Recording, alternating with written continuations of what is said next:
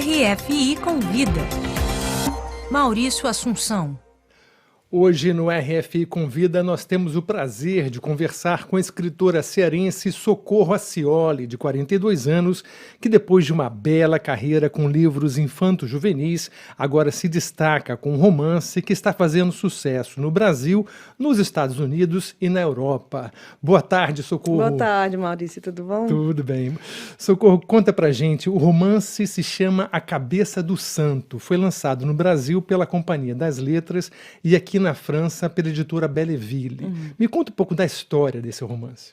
A história do romance, antes do romance começar, é que eu sou uma fã ardorosa do Gabriel Garcia Marques e descobri, no ano em que eu decidi viver de literatura, que eu ia tentar viver de literatura, descobri que ele ministrava uma oficina em Cuba, na Escola de Cinema de San Antônio de Los Baños, fundada por ele. E depois de um ano tentando informações sobre como fazer parte dessa oficina, eu descobri que eu não tinha como fazer parte da oficina porque era para convidados do Garcia Marques. E naquele ano, por coincidência, surgiu uma vaga, ele só deu 9 nomes e eram 10 vagas, e a responsável pelo curso, por organizar o curso, disse que eu tinha que mandar um resumo de uma história que eu quisesse apresentar. Se ele gostasse, ele ia me convidar. E aí eu fui procurar recorte de jornal e achei essa história desse santo sem cabeça, lá no interior do Ceará.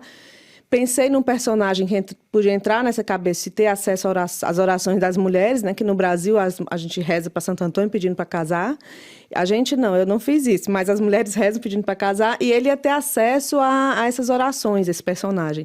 E foi essa história que eu mandei, ele aceitou e eu comecei a desenvolver lá em 2006. Perfeito. E agora vamos falar da história, do conteúdo do livro. A história é centrado em um personagem, o Samuel, que viaja de uma cidade, Juazeiro do Norte, que é um centro de peregrinação religiosa, mas ele é um sujeito sem fé nenhuma, de uma família muito pobre, mas a mãe, antes de morrer, pede que ele vá buscar o pai, que ele nunca viu, numa cidade pequena chamada Candeia.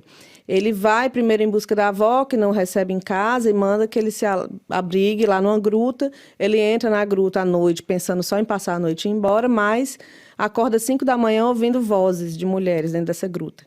E aí ele percebe que a gruta é uma cabeça gigante de Santo Antônio, que ele não tinha notado o que era ainda, e então entende que o que ele está escutando são as orações das mulheres, que elas rezam nas suas casas e as orações reverberam na cabeça do santo. E ele tem o poder, então, de saber os segredos de amor de uma cidade inteira. E ele começa a usar isso junto com um amigo que aparece, um rapaz que aparece por lá, que vira amigo, usar isso para chantagear, para ganhar dinheiro, enfim, ele muda a vida da cidade com esse dom maluco que ele passa a ter. Perfeito. Você apresentou essa ideia para o Gabriel Garcia Marques. E como é que ele reagiu? Foi uma reação que eu esqueço todos os dias, eu lembro todos os dias da minha vida, porque eu estava num grupo com pessoas com muita experiência em audiovisual e eu trabalhava só com literatura. E eu fui a última a falar. E antes de mim, todos os projetos foram descartados por ele. E quando chegou na minha vez que eu contei a história, eu tinha aprendido espanhol há pouco tempo, estava na dúvida se ele ia entender. Aí fez aquele silêncio, depois de 8 recusas antes de mim, ele disse, pense em outra coisa, pense em outra coisa, pense em outra coisa. Aquele silêncio, depois que eu contei o resumo da história, e ele olhou para o professor assistente, que é o Fernando Leão de Aranoa, e aí ele disse, até que enfim, uma boa história. E aí, óbvio que isso acho que é a frase que me fortalece o resto da vida, porque ele ficou muito impressionado, só que ele não acreditou que fosse verdadeiro. Ele perguntava, o personagem existe, a cabeça você inventou. Eu dizia, não, o personagem eu inventei, a cabeça existe. Existe uma cabeça grande de um santo no meio de uma cidade? Eu disse, existe. Aí ele falou, não acredito.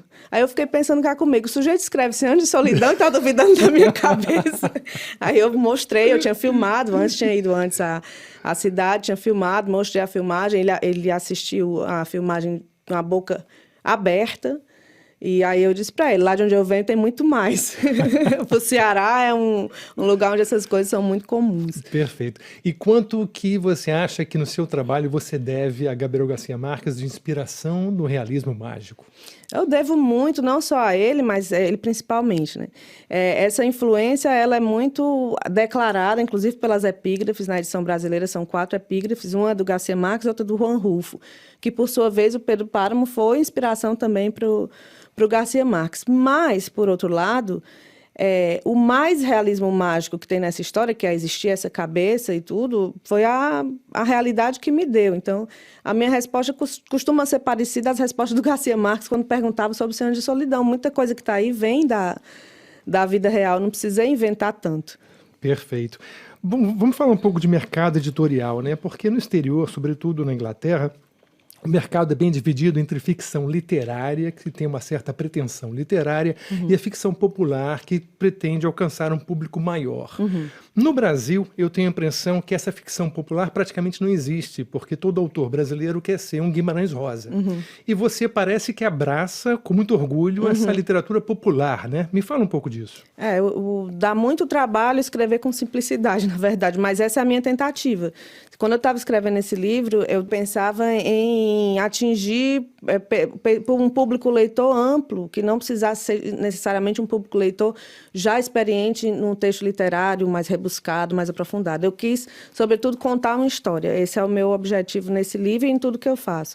E eu abraço, sim, essa ficção popular com muito orgulho. Eu acho que a gente tem um antecessor muito forte no Brasil, que é o Jorge Amado, que sofreu muito com a recepção na academia, nas universidades, por ter abraçado em muitos livros essa literatura mais popular.